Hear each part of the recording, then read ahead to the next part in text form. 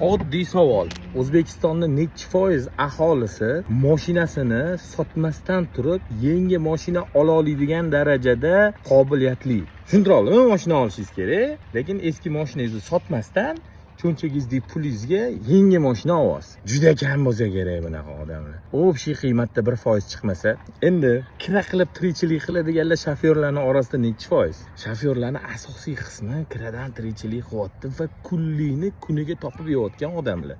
To'g'rimi? Gapimga qo'shilyapsiz, to'g'rimi? Endi eng zo'r adalib tushadigan joyini eshiting. Mashina olish uchun eski mashinasini, Spark'inimi, Matiz'inimi, Nexia'sinimi, Gentra'sinimi sotyapti-da, ustiga pul qo'shib boshqa mashina olyapti. Mana hozir Honda hit bo'ldi, shunga o'xshagan mashinalar olyapti-da, u taksiga chiqadi u brat, boshqa tirikchiligi yo'q. Taksi qilarlar, kira qilarlar, oka. Brat xursandlar, mashina oldilar, tirikchiligiga chiqishlari kerak, to'g'rimi? Lekin mashinalarini 2 oydan keyin hayda olinglar. Tasavvur qilasizmi?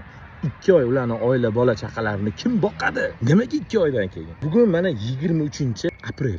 Yangi mashinalarni Ustestdan, Piskentdan sertifikat olish uchun o'chirt 9-iyulgacha bo'libdi. 10-iyul, 9-iyulgacha bo'libdi. Tasavvur qilyapsizlarmi? Moy bor, iyun bor, o'rtada iyul bor. 3 oy ekan, salkam.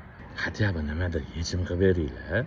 O'sha sertifikatni pulini olinglar, xalq rozi bo'lib to'laydi. Yokida o'chirtsiz qilinglar, o'sha yoqqa olib borsin, unga ham rozi.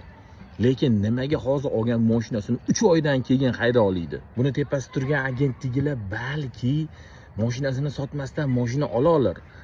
Lekin 3 oy mashinasiz yurish bu tag'in tirikchiligi o'sha mashina bilan bo'lsa, bilmadim. Buni srochna hal qilmasa bo'lmaydi buni. Menga bitta aka aytibdilar-da, aka tanish bilishingiz bormi? Sizlarni ko'p odamlar taniydi-yu, bir ikkisim pulni berib o'chirtasa bo'lmaydimi? Bola chaqamni boqolmayman, hozir Honda oldim deyaptilar. Turibdi-da, bola chaqamni boqolmayman.